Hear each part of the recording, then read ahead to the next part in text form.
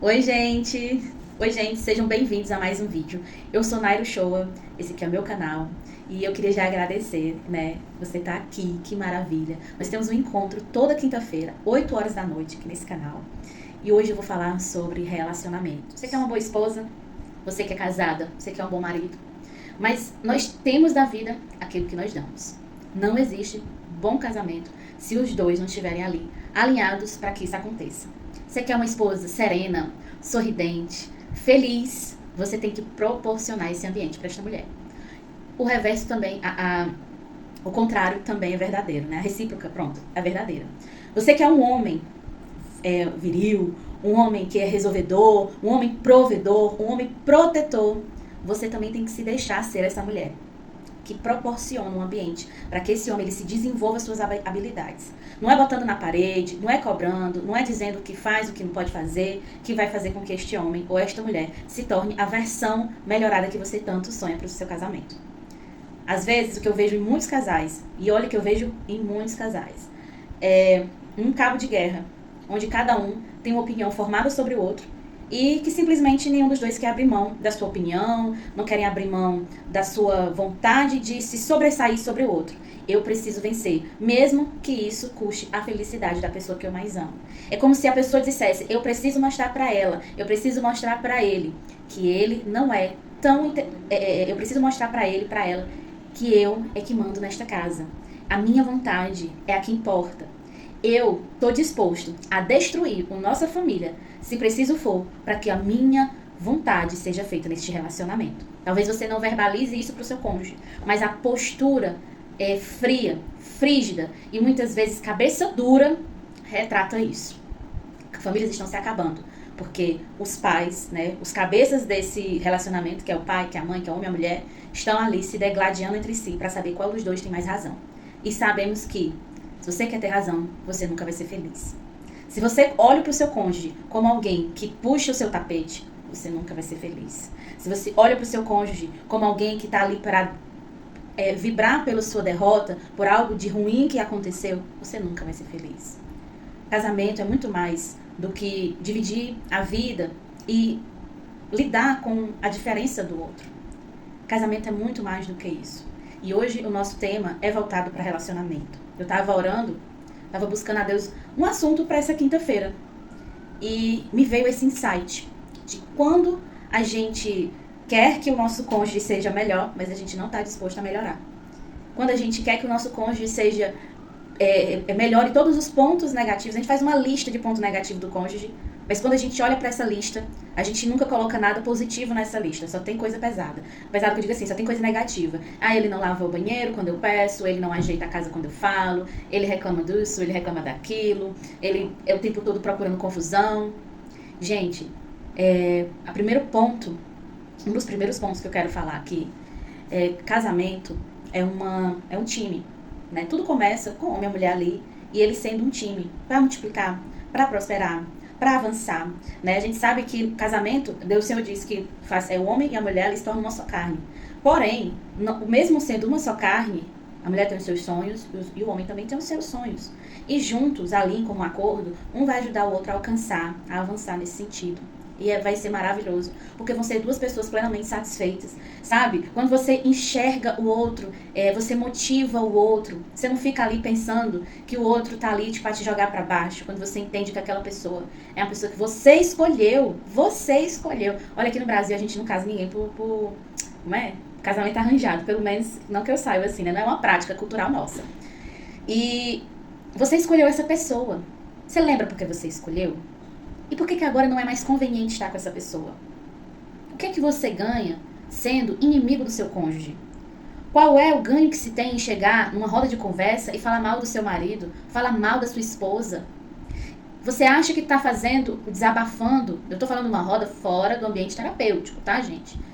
Você chega para amigos incomuns da sua família, pessoas que andam na sua casa, e você fica falando mal do seu cônjuge, falando dos defeitos, quanto que ele é terrível, o quanto que ela é terrível.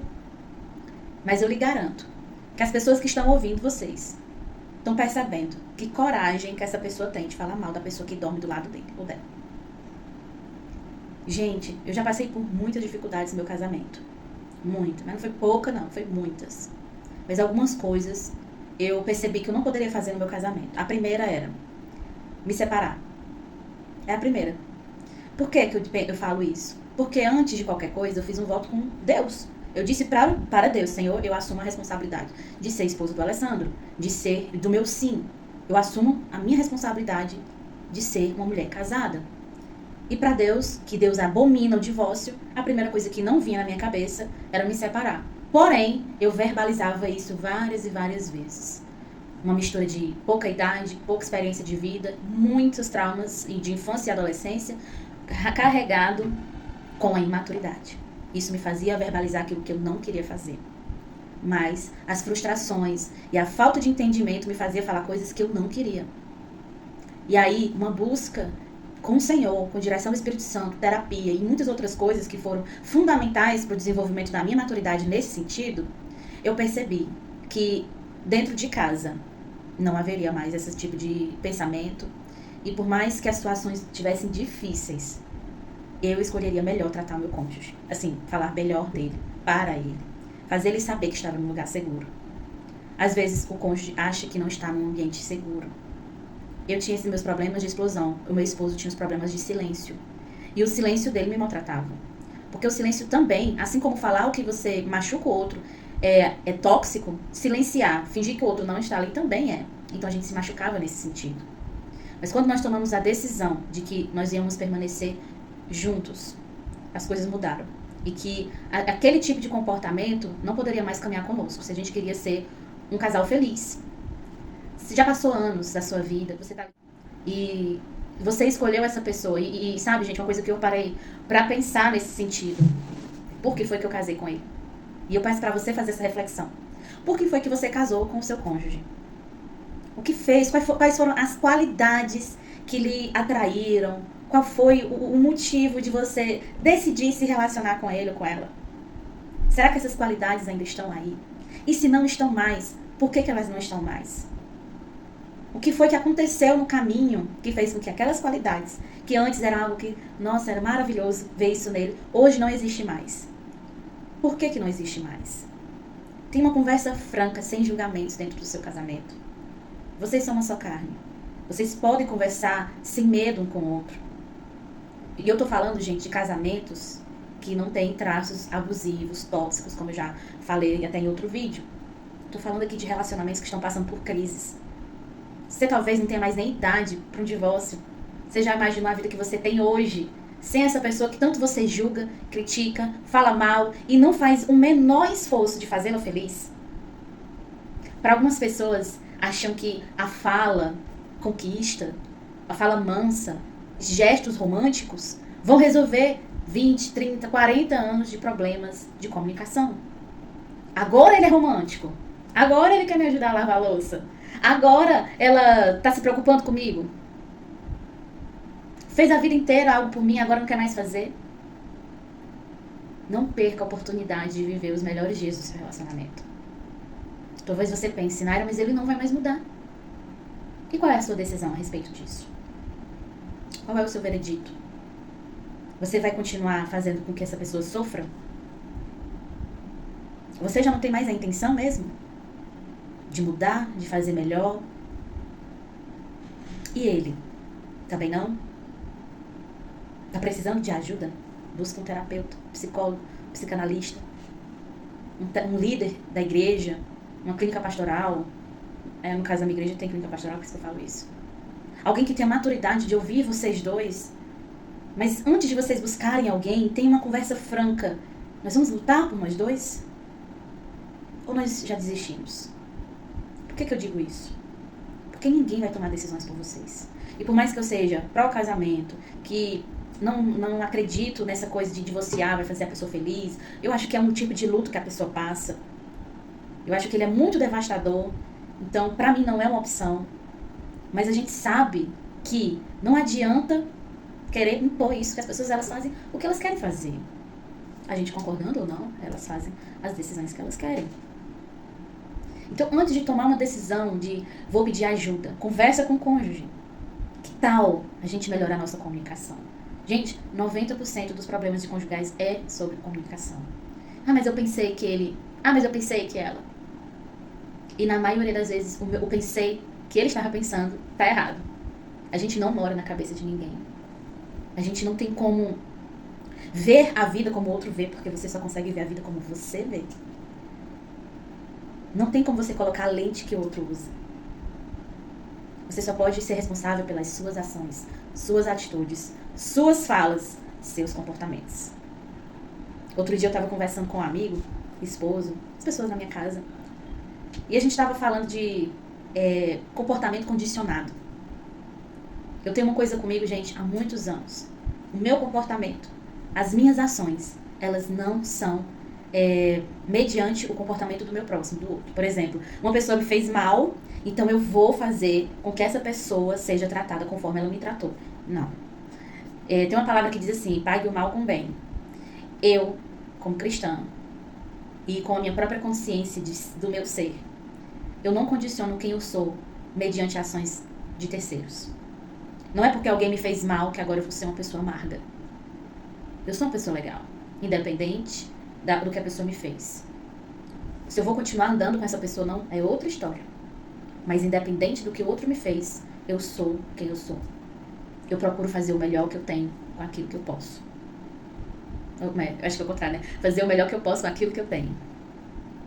Não condicione o seu relacionamento ao faz do outro. É comum isso acontecer nos relacionamentos. Mas imagine que se você mudar pequenas atitudes dentro da sua casa, falas e até mesmo expressões, você vai estar dando pequenos passos para a paz dentro do seu lar. Tenha uma autorreflexão disso. Se preciso for, anote. O que eu posso fazer que vai gerar impacto positivo na minha casa? Talvez o mundo lá fora esteja um caos para você, porque você não está conseguindo ter nem paz dentro de casa. E mesmo que você busque um ambiente de paz, igreja, casa de um amigo, casa da mãe, aonde você olha, tá tudo um caos. Porque aqui dentro tá um caos. E quando aqui dentro tá um caos, não tem lugar confortável neste mundo. Nem os hotéis mais luxuosos vão poder proporcionar essa paz. Lugar neste mundo que vai entregar a paz. Aqui dentro tá faltando a paz. Você tem a escolha nessa quinta-feira, não sei o dia que você tá assistindo esse vídeo, de fazer algo diferente, que vai mudar a vida da sua casa, dos seus filhos, que vai restaurar a convivência. Tem gente que é ótima na teoria, sabe até o rodapé dos livros, que está escrito nos verbetes. Porém, na prática, tem dificuldade. Porém, na prática, as coisas não fluem como deveria. A pessoa até sabe que tem que ser brando, mas ela não consegue. Tá na hora de pedir ajuda. A pessoa até tem noção de que tá perdendo o casamento, mas o coração tá tão esmagado. O coração tá tão, sabe? Tá tão pequeno assim.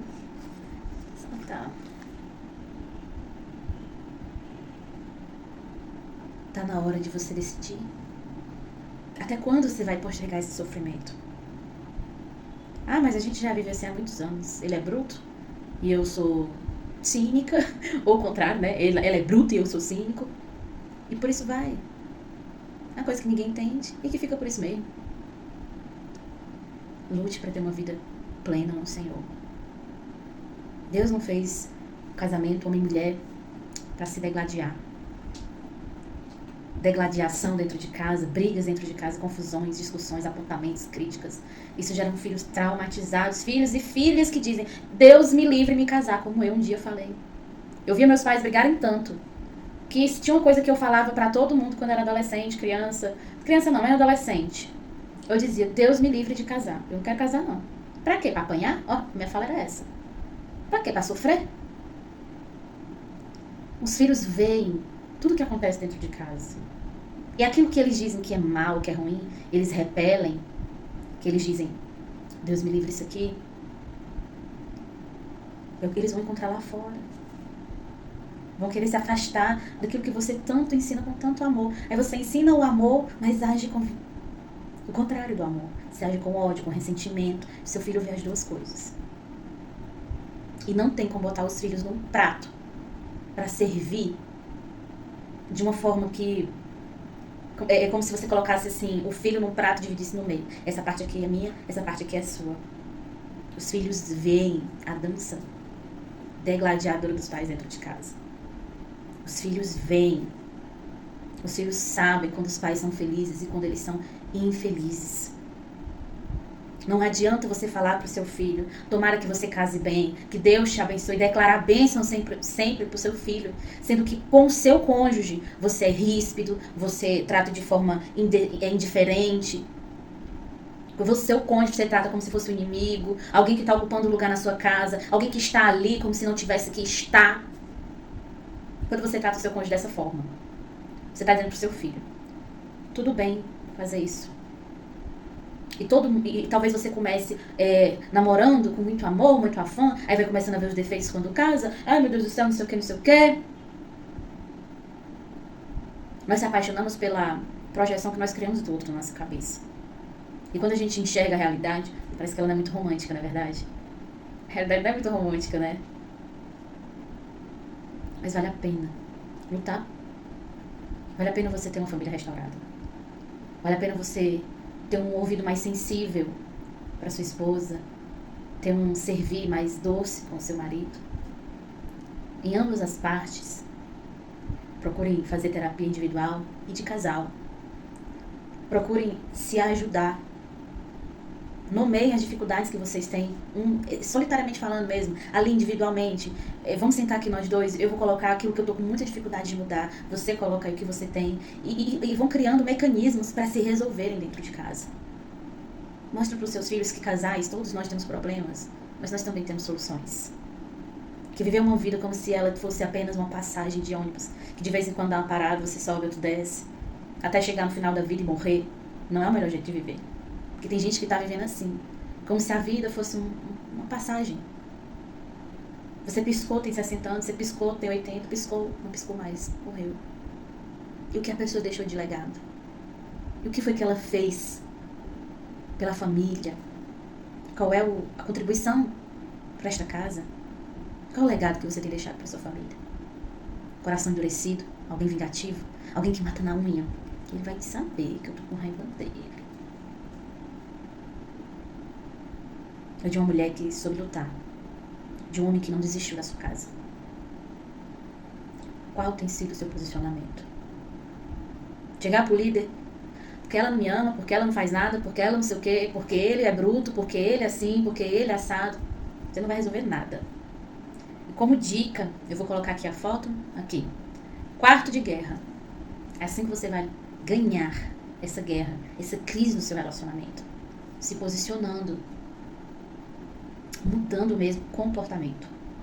Não adianta querer fazer o papel do Espírito Santo. Ah, Naira, mas é porque eu vivo num jogo desigual. Ela não é crente, ele não é crente. Olha o que a Bíblia diz. Vou deixar aqui o versículo mais bem explícito para vocês.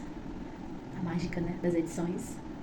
Mas o que esse versículo ele quer dizer? Que através do comportamento da mulher e do homem santo, ele santifica o seu cônjuge. Ele santifica a sua casa. Que maravilha! Não queira fazer o papel do Espírito Santo. Ore pelo seu cônjuge. Tem uma cena no filme do Quarto de Guerra maravilhosa. Que ela diz assim, a senhora que chama a mulher para orar. Eu pensei que a gente ia orar pelo seu marido. Pelo seu casamento. Não pensei que você fosse chegar aqui para ficar falando dele. Pense nisso. Reclamação é oração contrária.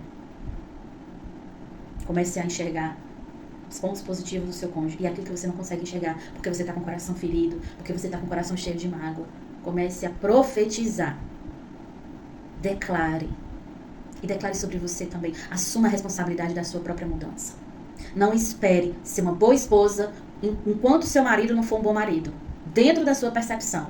Não espere ser um bom marido só quando sua esposa for uma boa esposa. Dentro da sua percepção. Dentro da lista de coisas que o seu cônjuge tem que realizar para que você valide ele como uma pessoa boa. Um bom esposo, um bom marido, um bom pai. Vamos reavaliar isto.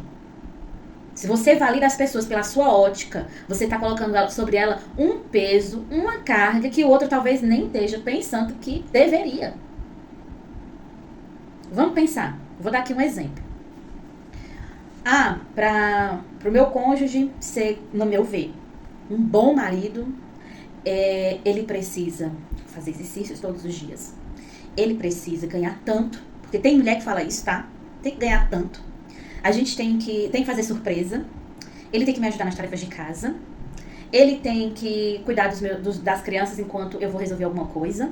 E mesmo que eu estiver dentro de casa, ele também tem que resolver essas coisas. E ela começa a fazer uma lista de coisas. Aí o camarada não se enquadra na maioria delas. Por exemplo, ele não ganha X, o valor que ela queria, mas o Y que ele recebe, ele entrega praticamente ele entrega todo na mão dela, para ela administrar. Ele chega em casa, ele brinca com as crianças, ele ensina sobre a palavra, chama todos para orar.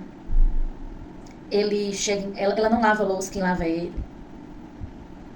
Ele manda mensagem no WhatsApp, dizendo que tá com saudade, que manda um beijo, tá perguntando, liga pra saber como é que tá sendo o dia. Ele não tem aquelas qualidades que ela listou antes, mas ele tem várias outras que ela não enxerga. Porque as coisas, quando a gente coloca na nossa ótica, ela tem uma tendência terrível de massacrar o outro.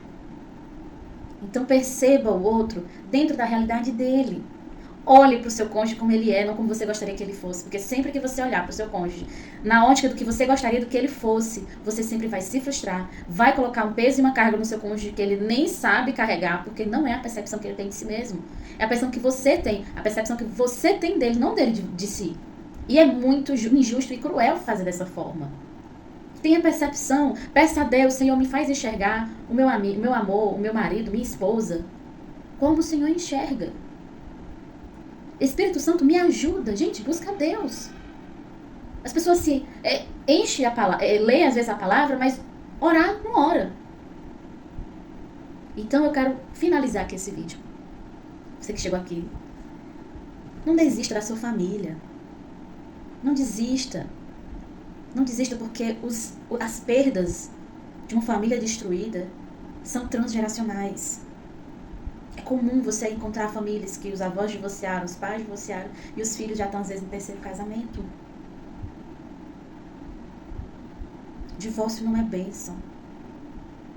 Você está pensando nisso? Você está pensando em desistir de tudo? Por quê? Porque não aguenta mais? Você lutou até aqui sozinha, sozinho? Que tal agora procurar ajuda? Com o coração aberto. Não com o coração cheio de... Sabe aquele coração fechado? Eu vou fazer aqui o MMI, eu vou fazer aqui o Pais para Toda a Vida, eu vou fazer aqui o A2, como é aquele ECC, né, que é o Encontro de Casais. Mas eu não vou me morrer, eu não vou... Não faça isso, não. É a pessoa que você escolheu casar. Dá a cara na mão da pessoa. Seja sincero com seu cônjuge. Não faça a pessoa passar, se esticar, se moer dentro do relacionamento, que você já não quer mais. Seja sincero, converse com seu cônjuge. Amadureça. Amadureçam.